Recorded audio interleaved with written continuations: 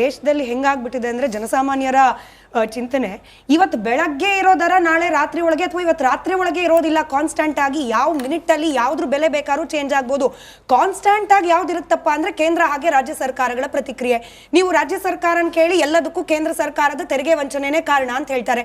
ಇನ್ ಕೇಂದ್ರ ಸರ್ಕಾರದವ್ರನ್ನ ಕೇಳೋಣ ಅಂತಂದ್ರೆ ಅವ್ರು ಯಾರು ಮಾತಿಗೆ ಸಿಗೋದಿಲ್ಲ ಅನ್ನೋ ಆರೋಪ ಬೇರೆ.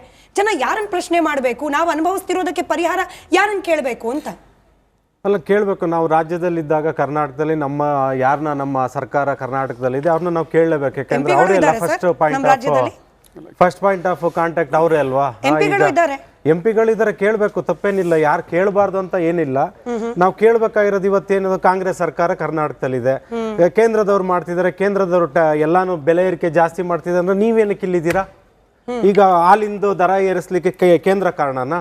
ಬೆಂಗಳೂರು ಜಲಮಂಡಳಿದು ನೀರಿನ ದರ ಇಳಿಸ್ಲಿಕ್ಕೆ ಕೇಂದ್ರ ಕಾರಣನ? ಜನನ ಮರಣ ಇದ್ರನ್ನ ನೀವು ಅದಕ್ಕೂ ತೆರಿಗೆ ವಿಧಿಸ್ತಿದ್ದೀರ, ಅದೊಂದು ಸರ್ಟಿಫಿಕೇಟ್ ತಗೊಳ್ಳಿ, ಅದಕ್ಕೂ ಕೇಂದ್ರ ಕಾರಣನ? 5 ಬಾರಿ ಅಬಕಾರಿ ರೈಸ್ ಮಾಡಿದ್ದೀರ ಟ್ಯಾಕ್ಸ್ನ, ಅದಕ್ಕೂ ಕೇಂದ್ರ ಕಾರಣನ? ಪ್ರತಿಯೊಂದು ವಿಚಾರಕ್ಕೂ ನೀವು ಕೇಂದ್ರ ತಗೊಂಡು ಬರ್ತಿದ್ರೆ ಮತ್ತೆ ನೀವೇನ್ ಕೆಲಸ ಮಾಡೋದಿದೆ? ನೀವು IPL VIP ಟಿಕೆಟ್ ತಗೊಂಡು IPL ನೋಡ್ಕೊಂಡು ಆರಾಮ್ಸೆ ರಿಲ್ಯಾಕ್ಸ್ ಮಾಡ್ಕೊಂಡು ಆರಾಮ್ಸೆ ಇದ್ಬಿಡಿ. ಅಲ್ಲ ಅದಿರ್ಲಿ, ಎಲ್ಲರೂ ಕೇಳಿದಾರೆ ಮಾಡಿದ್ದಾರೆ ಅಂತ ಪ್ರಶ್ನೆ ಅಲ್ಲ ಮೇಡಮ್. ಇಲ್ಲಿ ಈಗ ಕಾಂಗ್ರೆಸ್ ಸರ್ಕಾರ ಇದೆ ಅಂದಾಗ ಬಿಜೆಪಿ ಅವ್ರು ಕೇಳಿದ್ದಾರೆ, JDS ಕೇಳಿದ್ದಾರೆ ಅಂತ ಅರ್ಥ ಅಲ್ಲ. ಇಲ್ಲಿ ಪ್ರಾಬ್ಲಮ್ ಏನು? ಈಗ ಸನ್ಮಾನ್ಯ ಉಪಮುಖ್ಯಮಂತ್ರಿ ಅವ್ರು ಹೇಳ್ತಿದ್ದಾರೆ ನಾವು ಕೇಂದ್ರದ ವಿರುದ್ಧ ಪ್ರೊಟೆಸ್ಟ್ ಮಾಡ್ತೀವಿ ಅಂತ. ಸ್ವಾಮಿ ನೀವು ಇರೋದೇನಕ್ಕೆ ಇಲ್ಲಿ? ಹಾಗಾದ್ರೆ ನಿಮ್ಮ ಮುಖ್ಯಮಂತ್ರಿಗಳಂತ ಜನರು ಆರಿಸಿ ನಿಮ್ ಕಳ್ಸಿರೋದೇನಕ್ಕೆ? ಮಹಿಳೆಯರು ಇವತ್ತು ರಸ್ತೆಗೆ ಬಂದಿದ್ದಾರೆ, ಏನ್ ಹೇಳ್ತಿದ್ದಾರೆ?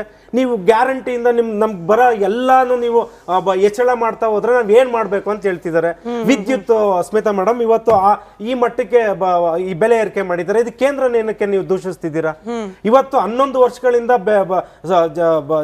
ನೀರು ಸರಬರಾಜು ಮಾಡ್ತಿದ್ದಂಥವ್ರು ನೀಟಾಗಿ ನಡೀತಿತ್ತು. 1126 ಕೋಟಿ ಲಾಭ ಬರ್ತಾ ಇತ್ತು.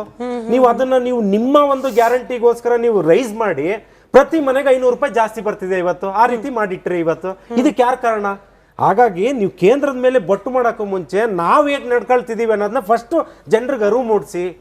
ಪ್ರತಿಯೊಂದು ವಿಧದಲ್ಲೂ ನೀವು ಬೆಲೆ ಏರಿಕೆ ಮಾಡ್ತಾ ಹೋದ್ರೆ ಆಯ್ತು. ಇಷ್ಟು ದಿನ ಸುಮ್ಮನೆ ಇದ್ವಿ, ರೈತರಿಗೆ ಬರ್ತಿದ್ದು 4,000 ನೀವು ತಡೆದ್ಬಿಟ್ಟು 2,100 ಕೋಟಿನ ನಿಮ್ಮ ಪ್ರಣಾಳಿಕೆಯಲ್ಲಿ ಹೇಳಿದಿರಿ ಅಂತ ಅಂದ್ಬಿಟ್ಟು ಆ ಹಣನ ಉಪಯೋಗಿಸ್ಕೊಂಡ್ರಿ. ಅದೇನೋ ಕೇಂದ್ರ ಹೇಳಿತ್ತ? ಇವತ್ತು ಹಾಲ್ಗೆ ನೀವು ಪ್ರೋತ್ಸಾಹ ಧನ ಕೊಡೋದಿರ್ಲಿ, ಇವತ್ತು ಪ್ರತಿ ಲೀಟರ್ಗೆ ಹಾಲ್ ದರ ಜಾಸ್ತಿ ಮಾಡಿದಾರಲ್ಲ ಸ್ಮಿತಾ ಮೇಡಮ್, ಪ್ರೋತ್ಸಾಹ ಧನಕ್ಕೆ ಒಂದು 750 ಕೋಟಿ ರೂಪಾಯಿ ಕೊಡ್ಬೇಕಾಯ್ತು. ಇದು ಕೇಂದ್ರದವರು ತಡೆ ಹಿಡಿದಿದ್ರ? ಇದಕ್ಕೆಲ್ಲ ಕಾರಣ ನಟರಾಜ್ ಗೌಡ್ರು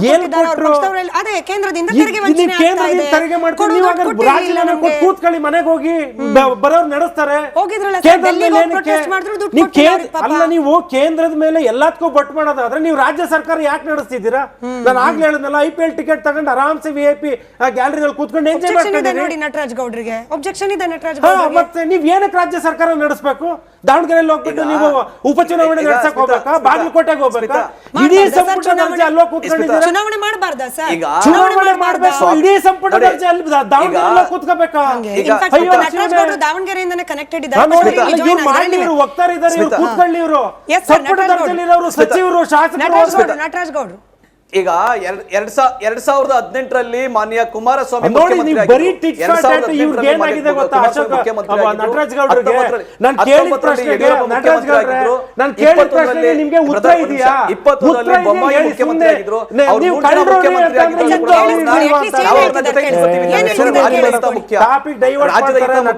ಕೆಲಸ ಇಲ್ಲ.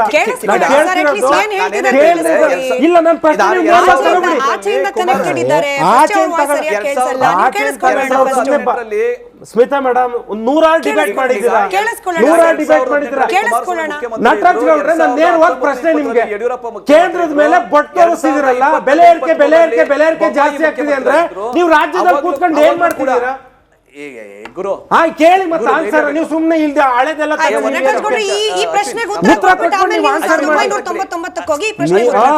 ಅಶ್ವಿನ್ ಹೇಳಿ ಅಣ್ಣ, ಇದಕ್ಕೆ ಆನ್ಸರ್ ಮಾಡಿ ಹೋಗ್ಲಿ. ಕೇಂದ್ರದ ಮೇಲೆ ಬೊಟ್ಟು ತೋರಿಸೋರು ನೀವೇನ್ ಮಾಡ್ತಿದ್ದೀರಾ ರಾಜ್ಯದಲ್ಲಿ? ಕೇಂದ್ರ ಸರ್ಕಾರ ರಾಜ್ಯಕ್ಕೆ ಬ್ರದರ್ ಕೇಳಿಸ್ಕೊಳಪ್ಪ, ಹೇಳಿ ನೀವು ಮತ್ತೆ ಆನ್ಸರ್ ಮಾಡಿ. ಅಂದ್ರೆ ಕೇಂದ್ರ ಸರ್ಕಾರ ರಾಜ್ಯಕ್ಕೆ ಅನ್ಯಾಯ ಮಾಡಿದಾಗ ಅದು ಕುಮಾರಸ್ವಾಮಿ ಬ್ರದರ್ ಕೇಳಿಸ್ಕೊಳಪ್ಪ, ಕೇಂದ್ರ ಸರ್ಕಾರ ರಾಜ್ಯಕ್ಕೆ ಅನ್ಯಾಯ ಮಾಡಿದಾಗ, ಮೋಸ ಮಾಡಿದಾಗ, ಕೇಂದ್ರ ವಂಚನೆ ಸರ್ಕಾರ ಮಾಡಿದಾಗ, ಅದು ಕುಮಾರಸ್ವಾಮಿ ರಾಜ್ಯಕ್ಕೆ ಮುಖ್ಯಮಂತ್ರಿ ಅನ್ಯಾಯ ಆಗಿದ್ದಾಗಲೂ, ಯಡಿಯೂರಪ್ಪ ದಯವಿಟ್ಟು ಮುಖ್ಯಮಂತ್ರಿ ನೀವು ಇದನ್ನ ಆಗಿದ್ದಾಗಲೂ, ಒಂದು ಬೊಮ್ಮಾಯಿ ಸ್ಟ್ಯಾಂಡರ್ಡ್ ಮುಖ್ಯಮಂತ್ರಿ ಲೈನ್ ಅನ್ನ ಆಗಿದ್ದಾಗಲೂ ಕೂಡ ಮರೆತು ಬೇರೆ ಏನಾದ್ರೂ ಹೇಳಿ. ನಾವು ಕಾಂಗ್ರೆಸ್ ಪಕ್ಷವಾಗಿ ರಾಜ್ಯಪಾಲ ನಾವು ಹೋರಾಟ ಮಾಡಿದ್ದೀವಿ. ಕಾಂಗ್ರೆಸ್ ಪರವಾಗಿ ಕಾಂಗ್ರೆಸ್ ರಾಜ್ಯಪಾಲ ಮಾತಾಡಿದ್ದೀವಿ. ಇವತ್ತು ಕೇಂದ್ರ ಸರ್ಕಾರ 15ನೇ ಹಣಕಾಸಿನ ಆಯೋಗದ ಪ್ರಕಾರ 15,000 ಕೋಟಿ ರೂಪಾಯಿ ಯಾವ ಬೇಜವಾಬ್ದಾರಿ ಜನರಲ್ಲ ನಟರಾಜ್ ಗೌಡ್ರೆ, 15ನೇ ಹಣಕಾಸಿನ ಆಯೋಗದಲ್ಲಿ 15,000 ಕೋಟಿ ರೂಪಾಯಿ ರಾಜ್ಯಕ್ಕೆ ಮೋಸ ಮಾಡಿದ್ದಾರೆ. ಅದನ್ನ ನೀವು ಅರ್ಥ ಮಾಡ್ಕೋಬೇಕಿದೆ. 15,000 ಕೋಟಿ ರೂಪಾಯಿ ಮೋಸ ಮಾಡಿದ್ದಾರೆ, ಅರ್ಥ ಮಾಡ್ಕೋಬೇಕಿದೆ. ಇವ್ರಿಗೆ ಧೈರ್ಯ ಬೇಕು. ಕೇಂದ್ರ ಸರ್ಕಾರ ಈ ತರ ಕಳ್ಳತನ ಕೊಟ್ಟಿದ್ದಲ್ಲ. ಇಬ್ರು ವಿಷಯ ಮಾತಾಡಿದ್ರೆ ಯಾರು ವಯಸ್ಸು ಹೋಗಲ್ಲ. ಇಬ್ರು ಒಟ್ಟಿಗೆ ಮಾತಾಡಿದ್ರೆ ಯಾರು ವಯಸ್ಸು ಹೋಗಲ್ಲ. ನನಗೆ 30 seconds ರೀಡಿಂಗ್ ಕಳಿಸ್ತೀನಿ ನಿಮಗೆ. 30 seconds ನಟರಾಜ್ ಗೌಡ್ರಿಗೆ ಸುರ್ಬಿ ಅವರ 30 seconds ನಟರಾಜ್ ಗೌಡ್ರೆ ನಾನು ಮೊದಲ ಪ್ರಶ್ನೆ ಕೇಳುವಾಗಲೇ ನಿಮಗೆ ಕ್ಲಿಯರ್ ಆಗಿ ಹೇಳಿದೆ. ಇವತ್ತು ಕೂಡ ತೆರಿಗೆ ವಂಚನೆ ಅಂದ್ರೆ ಜನ ಡಿಸೈಡ್ ಮಾಡ್ಬಿಡ್ತಾರೆ ಸರ್. ನಟರಾಜ್ ಗೌಡ್ರೆ ನಿಮಗೆ ಪ್ರಶ್ನೆ ಕೇಳ್ತಿದ್ದೀನಿ. ನಟರಾಜ್ ಗೌಡ್ರೆ ನಿಮಗೆ ಪ್ರಶ್ನೆ ಕೇಳ್ತಿದ್ದೀನಿ, ನೀವು ಕೇಳಿಸ್ಕೊಳ್ಬೇಕು. ನಟರಾಜ್ ಗೌಡ್ರೆ ಇವತ್ತು ಕರೆಂಟ್ ಬಿಲ್, ವಾಟರ್ ಬಿಲ್ ಜಾಸ್ತಿ ಮಾಡಿದ್ದಕ್ಕೂ ಕೂಡ ಕೇಂದ್ರ ಸರ್ಕಾರದ ತೆರಿಗೆ ವಂಚನೆ ಕಾರಣ ಅಂದ್ರೆ ಜನರು ಡಿಸೈಡ್ ಮಾಡ್ತಾರೆ. ಕಾಂಗ್ರೆಸ್ನವ್ರ ಹತ್ರ ಬೇರೆ ಉತ್ತರ ಇಲ್ಲ ಅಂತ ಹೇಳಿ. Yes madam, correct. ಖಂಡಿತ ನೀವು ಹೇಳಿದ ಕರೆಕ್ಟ್ ಆಗಿದೆ. ನಾನು ನಿಮ್ಗೆ ಏನು ಹೇಳಿ, ವಾರ್ಷಿಕವಾಗಿ 3% ಹೆಚ್ಚಿಗೆ ಮಾಡುವಂಥದ್ದು ಯಾವ ರೀತಿಯಾಗಿ ಹೆಚ್ಚಿಗೆ ಅಲ್ಲ. ಅಲ್ಲ ರೀ, ಅದು ಯಾವುದೋ ಅಂಚೆ ಸ್ಪೀಡ್ ಪೋಸ್ಟ್ ಅಂತ 34% ಹೆಚ್ಚಿಗೆ ಮಾಡಿದಾರೆ ಇವತ್ತು ಕೇಂದ್ರ ಸರ್ಕಾರ. ಲೂಟಿಕೋರಲ್ವಾ ಇವರು ಲೂಟಿಕೋರಲ್ವಾ? ಅಲ್ಲ ರೀ, ಆ ಮೆಡಿಸಿನ್ ಮೇಲೆ 12% ಹೆಚ್ಚಿಗೆ ಮಾಡಿದ್ರೆ ಬೆಲೆ, ಅದೇನು ಲೂಟಿಕೋರಲ್ವಾ ಈ ಕೇಂದ್ರ ಸರ್ಕಾರ? ಇದೊಂದು ಸರ್ಕಾರ, ಇದೊಂದು ಅದಾನಿ ಅಂಬಾನಿ ಅಥವಾ ಬಿಸ್ನೆಸ್ ಮೆನ್ಗಳು ಜೀತ ಮಾಡ್ಕೊಂಡಿದ್ಯಾ ಕೇಂದ್ರ ಸರ್ಕಾರ? ಜನಗಳ ಮೇಲೆ ಅಲ್ಲ ರೀ, ಆ ಹಳೆ ಗ್ಯಾಸ್ಗೆ, ಹಳೆ ಸ್ಟಾಕ್ಗೆ 60 ರೂಪಾಯಿ ಹೆಚ್ಚಿಗೆ ಮಾಡಿದ್ದಾರೆ. ಗೃಹ ಬಳಕೆ ಸ್ಟಾಕ್ಗೆ ನಾಚಿಕೆ ಮನೆ ಮಾಡಿದಿಲ್ಲ ಕೇಂದ್ರ ಸರ್ಕಾರಕ್ಕೆ. ಒಂದು ಧೈರ್ಯ ಇಲ್ಲ ಇವ್ರಿಗೆ, ಬಿಜೆಪಿ ನಾಯಕರಿಗೆ ಧೈರ್ಯ ಇಲ್ಲ ಕೇಳಕ್ಕೆ. ಯಾಕ್ರಿ ಇಂಥ ಸಮಯದಲ್ಲಿ, ಕಷ್ಟ ಸಮಯದಲ್ಲಿ ನೀವು ಬೆಲೆ ಹೆಚ್ಚಿಗೆ ಮಾಡ್ತಿರೋದು ಕೇಳ ಧೈರ್ಯ ಬೇಡ ಬಿಜೆಪಿ ನಾಯಕರಿಗೆ? ಕೇಳಿ. ಆಮೇಲೆ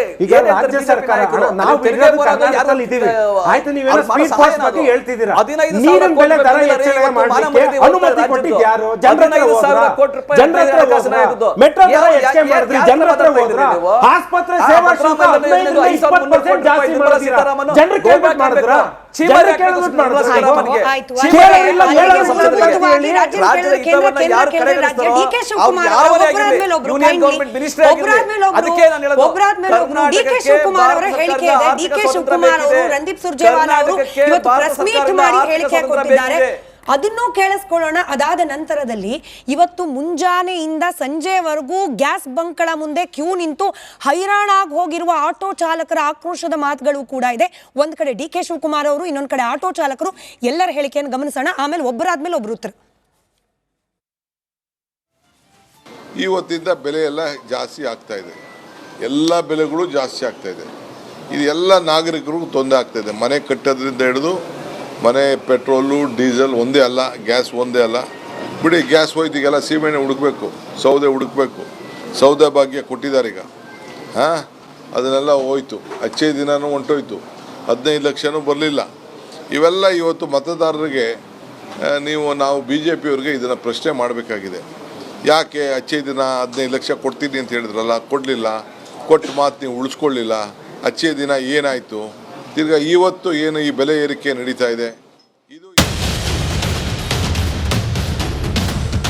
ಶಾಸಕರೆಲ್ಲ ಹೆಂಡತಿ ಮಕ್ಕಳಿಗೆಲ್ಲ 5 ಟಿಕೆಟ್ ಬೇಕು ಅಂತ ಕೇಳಕ್ಕಾಗುತ್ತೆ. ಆಟೋಗಳ ಪರಿಸ್ಥಿತಿ ಏನಾಗಿದೆ ಬೆಂಗಳೂರಲ್ಲಿ, ಅದಕ್ಕೆ ಏನ ಬೇಡ ಯಾರಿಗಿವೆ? ಆಮೇಲೆ ಮನೆ ಗಾಡಿ ತಗೋಗೋದೇ ಕಷ್ಟ ಆಗ್ಬಿಟ್ಟಿದೆ. ಹೋದ್ರೆ ಏನು ಮಾಡೋದು? ಎಲ್ಲಿ ಅಲ್ಲೇ ಇಸ್ಬಿಟ್ಟು ಹೋಗ್ಬೇಕು. 58 ವರ್ಷದ ನಾನು ರಿಕ್ಷಾದಲ್ಲಿ ದುಡಿದು ಒಮ್ಮೆಲೆ ಹೋಗಿ ಕೂಲಿ ಕೆಲಸ ಮಾಡ್ಲಿಕ್ಕೆ ಆಗ್ತದೆ ನಮಗೆ? ಒಂದೊಂದು ಮಕ್ಕಳು ಒಂದೊಂದು ರೇಟ್ ಗೊತ್ತಿಲ್ಲ ಸರ್ಕಾರಕ್ಕೆ. ತಿಂತಾನೆ, ಬೇರೆ ತಿಂತಾ ಇಲ್ವಲ್ಲ. ಕೊಟ್ಟು ಮುಚ್ಚ ಮಾಡಿ ಬಂದು ನಿಮ್ಮ ಮನೆ ಕುತ್ಕೊಳ್ಕೊಂಡು ಓಟ್ ಹಾಕಿದ್ದೀವಿ.